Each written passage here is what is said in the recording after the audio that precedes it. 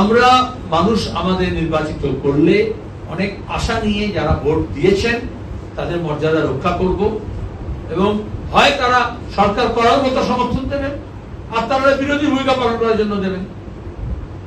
CPIM এর যা MLA হবে তারা মানুষকে যে প্রতিশ্রুতি দিয়েছেন তার প্রতি দায়বদ্ধ থাকবে এবং এই ঘোড়া বেচার খেলার মধ্যে থাকবে। বেশি ভোট হলে সেটা অ্যান্টি ইনকামবেন্সি হয়, সরকার বিরোধিতার মুখটা পাওয়া গেছে এবং উত্তরবঙ্গের ভোট বলুন, দক্ষিণের ভোট বলুন, প্রথম পর্যায়ে বলুন, দ্বিতীয় পর্যায়ে বলুন, তাতে দেখা গেছে যে তৃণমূলের যে কারসাজি খেলা হবে বলে ডিজে বাজিয়ে যে ভোট লুটের প্রক্রিয়া এবং ভোট লুট করে সেটাকে পপুলার ভোট হিসেবে দেখানো, সেই কারসাজিটা মানুষ ধরে ফেলেছে। মানুষ নিজে ভোট দিয়েছেন এবং তৃণমূলের নেতাদের দেখবে বডি ল্যাঙ্গুয়েজ গুলো বোঝা যাচ্ছে যে তারা এতটা আশা করেননি যে তাদের মাতব্বরিটা এতটা রাতারাতি কমে যাবে।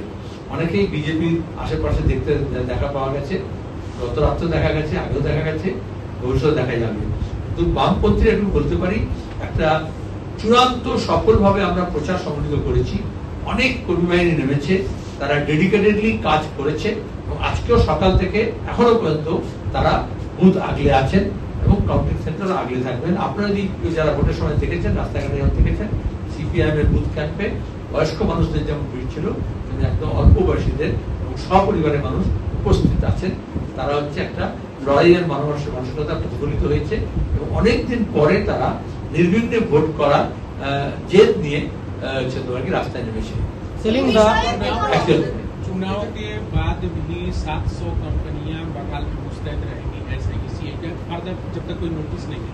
बेशक होना चाहिए। जब मुख्यमंत्री खुद कहती है कि चुनाव तो हो जाएगा उसके बाद हम ही रहेंगे, ये तो धमकी देना होता है ना। और कल तक आप देखे हो तृणमूल के एमपी, एमएलए, मिनिस्टर किस तरह से डर और भय का भावना बना रहे थे। इसलिए मैं समझता हूँ कि पिछले 2 चुनाव में भी हमने देखा है, चुनाव के बाद भी हिंसा ज्यादा भड़का है। 2011 में जब ममता बनर्जी जीती तो काउंटिंग के दूसरे दिन ही हमें 3 शहीद के घर पे जाना पड़ा था, वर्धमान, बांकुड़ा और पश्चिम मिदनापुर में।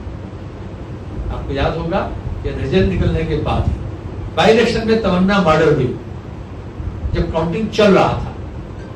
इसलिए चुनाव आयोग को ये व्यवस्था करना पड़ेगा कि लोग जब अपने मतदान कर रहे हैं तो उसके मतदान अगर वो फ्रीली करते हैं तो इतने समाप्त नहीं है, उसके बाद कोई भी धमकी नहीं आना चाहिए। और जहां तक वाहिनी का सवाल है, उनको नियम मान करके इंसाफ के डगर में चलना पड़ेगा। वो शासक के अगर दलाल हो जाते हैं तो ये शासक हो वो शासक हो, लेकिन उनको तो नियम मानकर चलना पड़ेगा।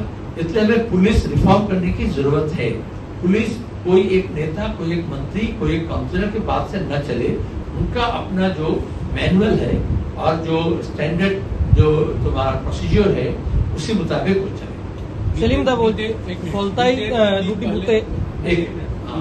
দুটি বুথে 170 নম্বর ও 179 নম্বর বুথে দেখা গেল যে ভোটিং যে ইউনিট সেখানে সিপিএম এর যে লোগো আছে তার পাশে বোতামে স্টিকার লাগানো, এই বুথগুলো আমরা অভিযোগ করেছি এবং আমরা জেনেছি, তাদের বলা হয়েছে এরকম অনেক ভোটেই যা করে সেখানে এরকম স্টিকার লাগিয়ে দিয়েছিল।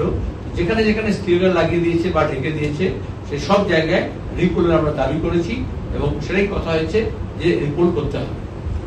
ভুয়ো ভোটার যেমন আটকাতে হয়েছে, গতবার আমরা যেমন ভুয়ো পোলিং এজেন্ট আটকেছিলাম, সেরকম ভুয়ো গণনাকারী যাতে না থাকে সেই ব্যবস্থাটা নিতে হবে ইসিআই কে।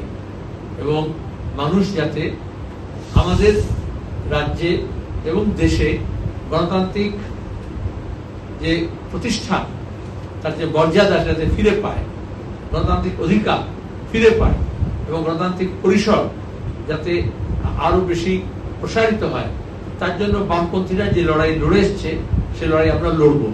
যাদের ভোটাধিকার গিয়েছে সে লড়াই যেমন লড়বে, কারণ অনেকে ব্যথিত হৃদয়ে ভোট দিয়েছে, একই পরিবারের কয়েকজনের ভোট আছে, কয়েকজনের ভোট নেই। আর তার সঙ্গে আমাদের বামপন্থীরা যারা নির্বাচিত হবেন তারাও যে প্রতিশ্রুতি মানুষের কাছে রেখেছেন এবং মূলত আমাদের রাজ্যের অবস্থা ফেরানোর জন্য, বাংলাকে বাঁচানোর জন্য, এলাকার মানুষের দাবি দেওয়াকে নিয়ে আমাদের লড়াই চলবে। ভোটের পরেও সে অঙ্গীকার আমরা রাখছি।